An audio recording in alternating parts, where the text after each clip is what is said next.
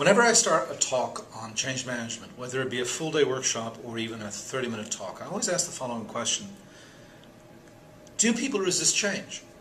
And invariably the entire audience puts up their hand. They don't just put up their hand, they throw their hand up in the air as if to say, of course they do. And that seems to be the general consensus. People resist change. Fair enough. I mean, I have to agree. Everywhere I go, 37 countries around the world, people say the same thing. But then I ask the following series of questions. And all I want people to do is take note of their answers, make a tick mark every time they answer in the affirmative. And I ask a series of questions that goes like this. How many of you are married? By choice, not a shotgun marriage. How many of you have children? Again, by choice, not an accident, but a conscious decision to bring someone into the world, to clothe them and feed them and shelter them and love them for 25, 35, 45 years, whatever it is. And everybody, of course, is nodding their heads. How many of them have moved from one country to another, have moved from one job to another, from one company to another, from one city to another? How many of them looked at their resume one day and decided they needed some more certifications at the end of their name?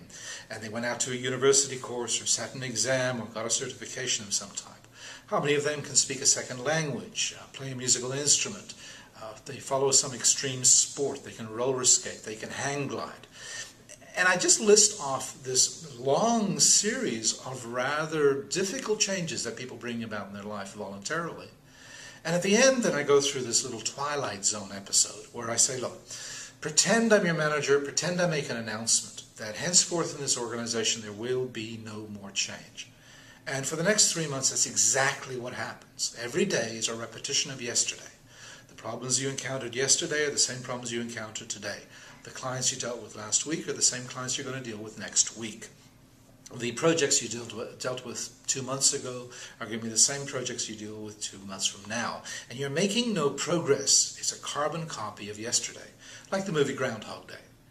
And I ask you, if this happened in reality, if for 3 months nothing changed, how many of you would reach down under your desk, grab your resume, dust it off, because you literally want to get out of this hellhole, this hell on earth? And invariably, the entire audience puts their hand up. Now, I said this was Twilight Zone, but it's not really. Most of us, a lot of us anyway, have quit a job because it got boring. It was the same thing day in and day out, i.e. there was no change. We quit our job because of that. It seems that even though we believe that people resist change, the moment you're in a situation where there is no change, you will seek change out. Now let's go back to that list of questions.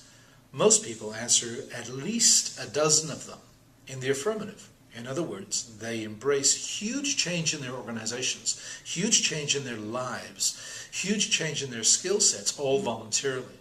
In other words, they embrace things like marriage, which is huge. But the reality is that we resist a new accounting system as if it were important, as if it were significant. And the difference is between the things that we embrace and the things that we resist is that in the first case, it's our choice. We're in control. In the second situation, someone is trying to change us. If you want to understand change neatly, properly, succinctly, you can boil it down to the following catchphrase. We do not resist change. What we resist is being changed. If you want to read more of my work, every month I have a column in Municipal World. Pick it up, take a browse, give us a contact.